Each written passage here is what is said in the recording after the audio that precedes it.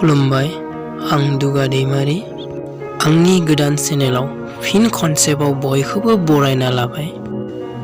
आं दिनै नोंथांमोननि सेराव फिन आरोबाव गोदान दोंसे खन्थाइ लानानै फैबावबाय। खन्थाइनि टाइटेला जादों सिरि सिरि।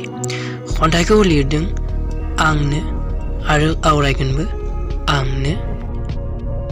बे खन्थाइखौ लिरदोंमोन जेब्ला आं जोंनि कलेजनिनो ससियेल बड' फ्रेशमेन जादोंमोन अब्ला लिरदोंमोन आं बे खन्थाइखौ। आरो नोंथांमोना आंनि गोदान चेनेलखौ अन्नानै साबस्क्राइब खालामना लादो आरो लोगोसे खाथिनि बेल आइकनखौ प्रेस खालामना होदो जाहाथे आङो जेब्लानो आंनि गावनि आखाइजों सुजुनानै लिरनाय गोदान गोदान खन्थाइफोरखौ नोंथांमोननि सेराव लाबोबाय थानो हायो आरो जाहाथे नोंथांमोना खोनासङो आरो आंनि खन्थाइया माबोरै जादों नोंथांमोना कमेन्ट सेक्सनाव फोरमायहरगोन बेखौ आसा खालामो।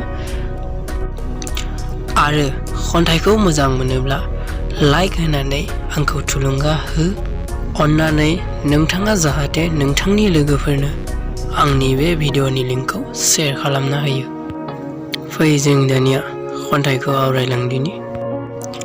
इन ससियेल बड' फ्रेशमेन नों फैदोंमोन नुनानै जादोंमोन आंनि बिखाया खायसिब।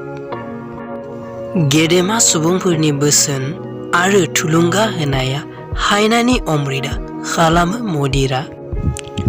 सोर नों रजे सिखिरि सिख्ला हारिनि नों सासे मोदायजो।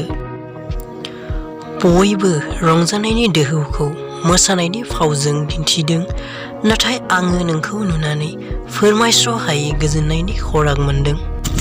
गोसो जादोंमोन दान्दिसे समनि फैसालि होसोना मुं थं सोंनो खाथियाव साफि। बिखाया गुरलु मावखाङो गोसोनि लोरबांथिया बाङो गोरबोनि थिनाय मिजिंआ बायफ्लेलाङो।